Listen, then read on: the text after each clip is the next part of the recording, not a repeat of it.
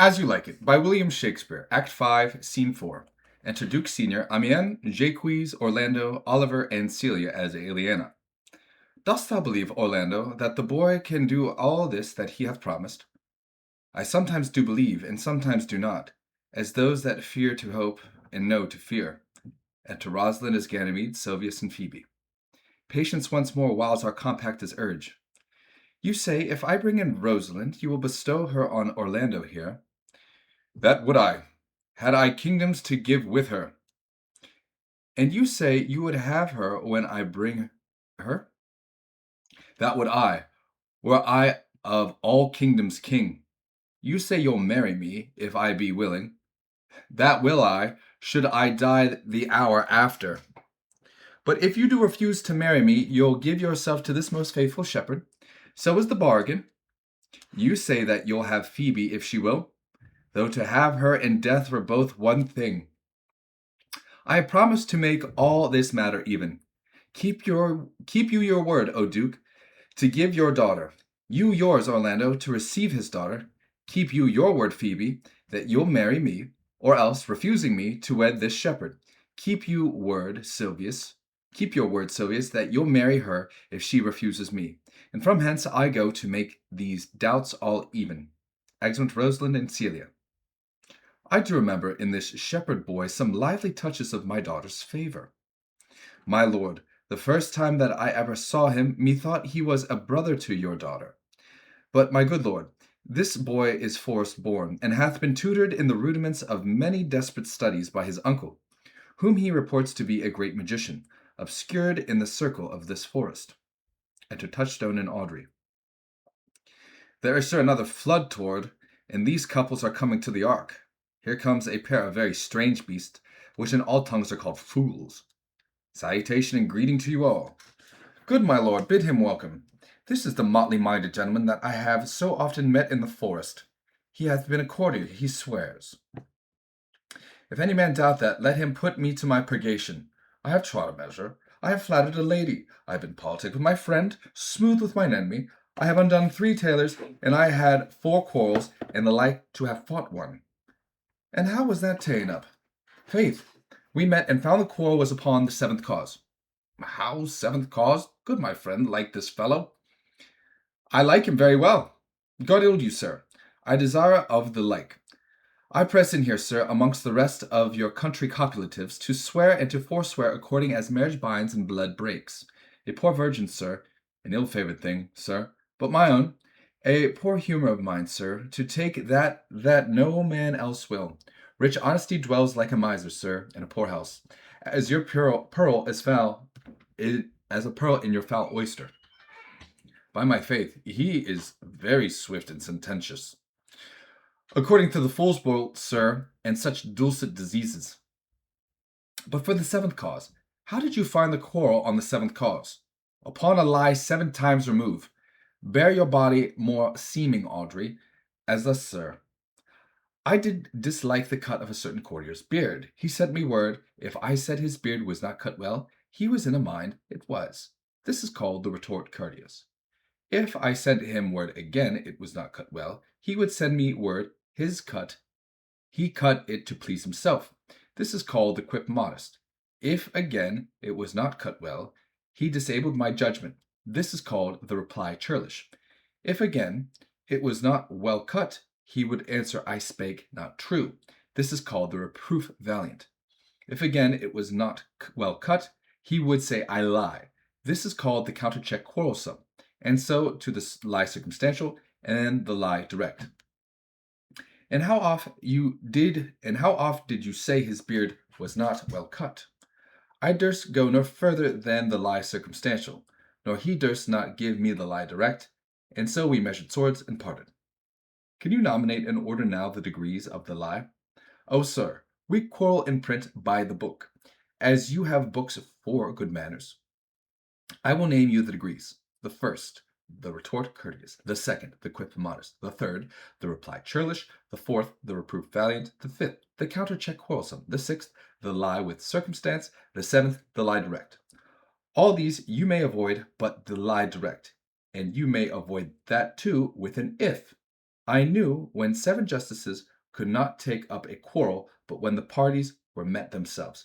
One of them thought but of an if, as if you said so, then I said so. And they shook hands and swore brothers. Your ifs is the only peacemaker. Much virtue in if.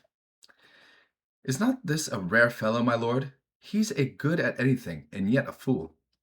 He uses his folly like a stalking horse, and under the presentation of that he shoots his wit. Enter Hymen with Rosalind and Celia, both undisguised, still music. Then is there mirth in heaven, when earthly things made even atone together. Good Duke, receive thy daughter. Hymen from heaven brought her, yea, brought her hither, that thou mightest join her hands with his, whose heart within his bosom is. To you I give myself, for I am yours. To you I give myself, for I am yours. If there be truth in sight, you are my daughter. If there be truth in sight, you are my Rosalind. If sight and shape be true, why then, my love, adieu. I'll have no father if you be not he. I'll have no husband if you be not he. Nor ne'er wed woman if you be not she. Peace, ho, I bar confusion. 'Tis I must make conclusion of these most strange events. Here's 8 that must take hands to join in Hymen's bands, if truth holds true contents. To Celia and Oliver. You and you, no cross shall part. To Rosalind and Orlando. You and you are heart and heart. To Phoebe. You to his love must accord, or have a woman to your lord. To your lord. To Audrey and Touchstone. You and you are sure together, as the winter to foul weather. Whiles the wedlock hymn we sing, feed yourself with questioning, that reason wonder may diminish how thus we met, and these things finish. Wedding is great Juno's crown, O blessed bond of board and bed. 'Tis Hymen peoples every town, high wedlock then be honored.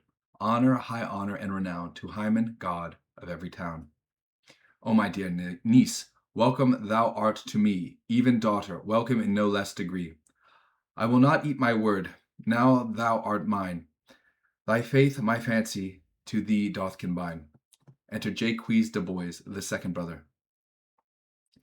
Let me have audience for a word or two. I am the second son of old Sir Roland, that bring these tidings to this fair assembly. Duke Frederick, hearing how that every day men of great worth resorted to this forest, addressed a mighty power, which were on foot in his own conduct, purposely to take his brother here and put him to the sword.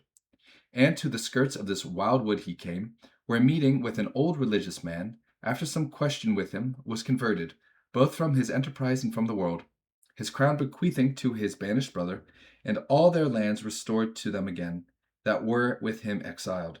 This to be true, I do engage my life. Welcome, young man. Thou offerest fairly to thy brother's wedding. To one his lands withheld, and to the other a land itself at large, a potent dukedom. First, in the forest, let us do these ends, that here were well begun and well begot. And after, every of this happy number that have endured shrewd days and nights with us shall share the good of our returned fortune, according to the measure of their states. Meantime, forget this new fallen dignity, and fall into our rustic revelry. Play music, and you brides and bridegrooms all, with measure heaped in joy to the measure fall. Sir, by your patience, if I heard you rightly, the Duke hath put on a religious life, and thrown into neglect the pompous court. He hath. To him will I. Out of these convertites, there is much matter to be heard and learned. To Duke Senior.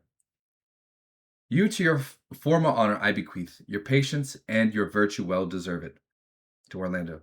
You to a love that your true faith doth merit. To Oliver. You to your land and love and great allies. To Silvius. You to a long and well-deserved bed. To Touchstone. And you to wrangling, for thy loving voyage is but for 2 months victualled. So to your pleasures, I am for other than for dancing measures. Stay, Jaques, stay. To see no pastime, I.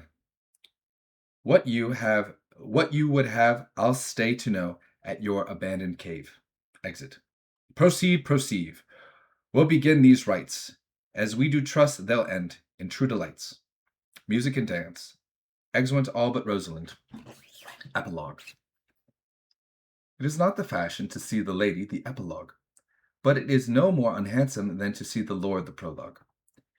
If it be true that good wine needs no bush, 'tis true that a good play needs no epilogue. Yet to good wine they do use good bushes, and good plays prove the better by the help of good epilogues. What a case am I in then, that am neither a good epilogue, nor cannot insinuate with you in the behalf of a good play? I am not furnished like a beggar, therefore to beg will not become me. My way is to conjure you, and I'll begin with the women. I charge you, O women, for the love you bear to men, to like as much of this play as please you. And I charge you, O men, for the love you bear to women, as I perceive by your simpering none of you hates them, that between you and the women the play may please. If I were a woman, I would kiss as many of you as had beards that pleased me, complexions that liked me, and breaths that I defied not. And I am sure as many as have good beards, or good faces, or sweet breaths, will for my kind offer, when I make curtsy, bid me farewell. Exit.